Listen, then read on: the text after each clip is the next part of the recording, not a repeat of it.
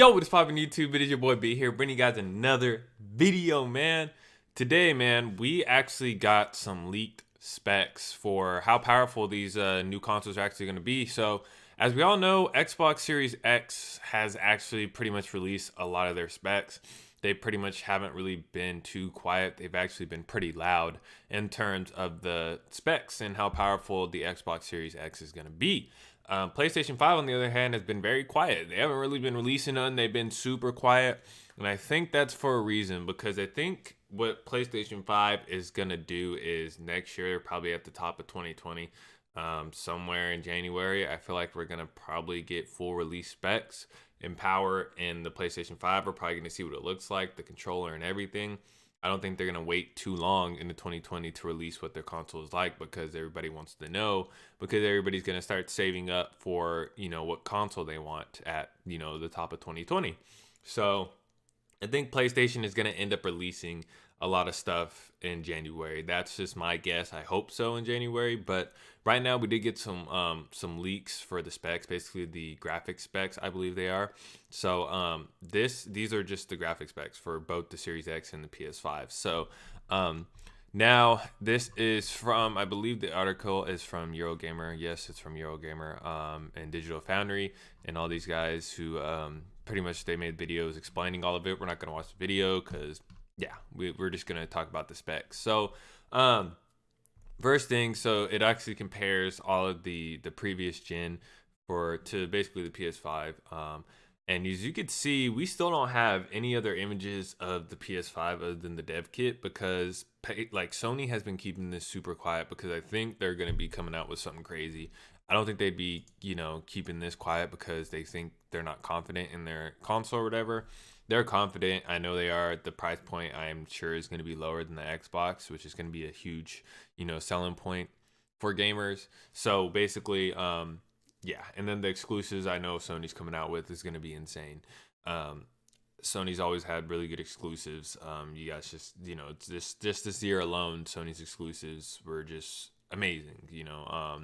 So I'm excited. We already got. I know we're gonna get a new God of War, because the last one left us with a cliffhanger, basically with Thor and everybody basically is gonna be in there. And then I also know we're gonna have The Last of Us 2 coming out, so it's like that's gonna be really cool. But let's go ahead and get into these specs here. So as you can see, the PlayStation 4 had for the CPU, it had 8 Jaguar cores clocked at 1.6 gigahertz.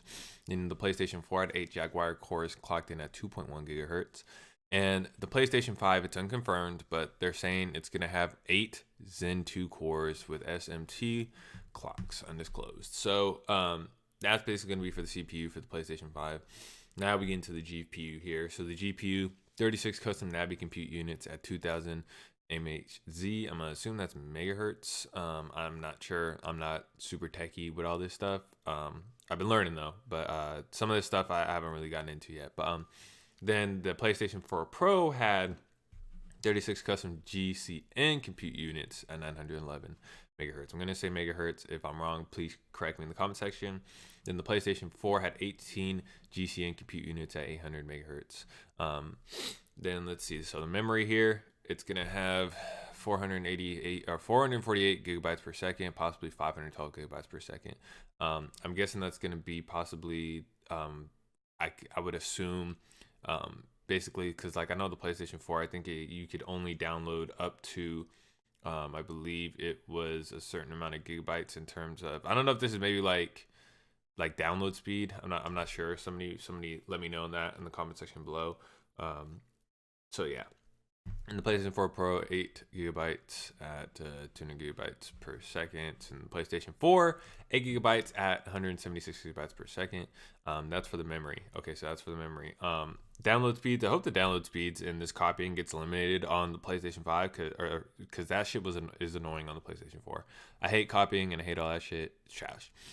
So now here's some more stuff. The test leaks that emerged in recent days tell us nothing about the CPU component, but confirmed 36 available compute units running at 2.0 gigahertz, which while unconfirmed will give us 9.2 teraflop GPU for the PlayStation 5. So That's whatever that means. Whatever that means. I'm not. Like I said, I just see the specs here. I'm not. Probably should have did my research for doing the video, what all this stuff means. I'm gonna actually go ahead and watch the explain videos later. But so when all the specs come out, I could actually explain everything. But I'm gonna go ahead and definitely learn about this stuff. So here we go. The Xbox Series X, One X, and then the One S, and just the one. These are all the specs for these.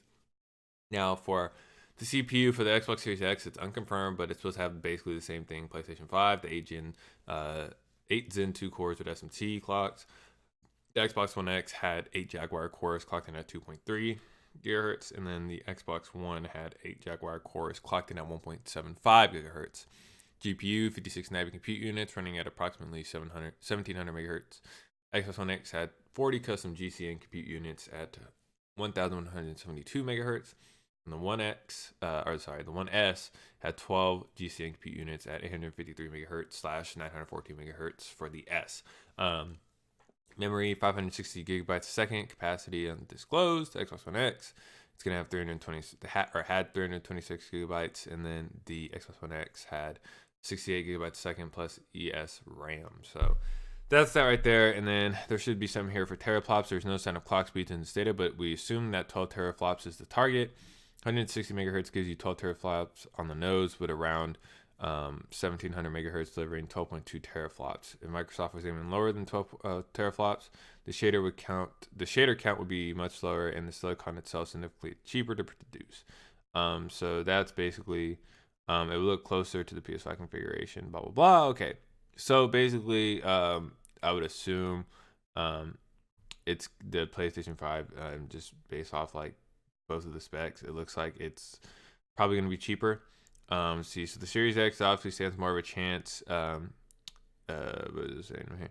Meanwhile, the PlayStation 5 spec outline and leak points to the device for more of a balance between price and performance. Assuming we're looking at non-impulsable 16 gigabytes of GDDR6 and 1 terabyte of solid-state drive. This is an expensive looking device, but stacked up against the monster Series X, it obviously stands more of a chance of hitting the magic $399 launch price point. So basically what they're saying is the PS5, they're already basically saying that it's pretty much going to be cheaper too.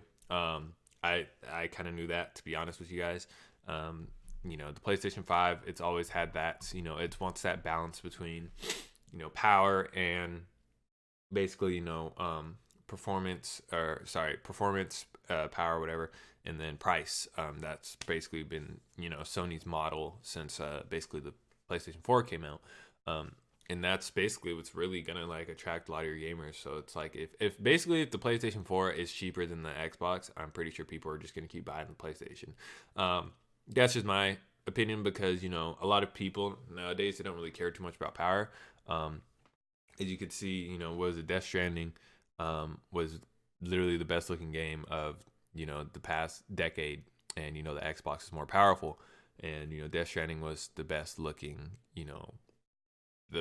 console. Or sorry, not best looking console, I'm stupid. The best looking game, and it was produced by PlayStation, made for the PlayStation Pro and stuff like that. So, it really just all depends on design teams and stuff too with these games, exclusives and all that other type of stuff. So it just, like I said, it just really all depends. We're gonna see in 2020 when we get the full release specs between both consoles and some gameplay, man. Gameplay is gonna be huge. That's something I'm looking forward to seeing. I'm looking forward to seeing what the PlayStation 5 actually looks like. So hopefully we'll get that soon. But anyway, y'all, this has been Know What Your Boy B, man. Hit that like button, hit that sub button. Definitely comment down below and let me know what you guys think of these specs. Like I said, I'm going to go ahead and watch these videos too and kind of like really like learn what all this means. So anyway, y'all, this has been Know What Your Boy B, man. I'm out. Peace. I'ma hit it from the back. I'ma pull up on the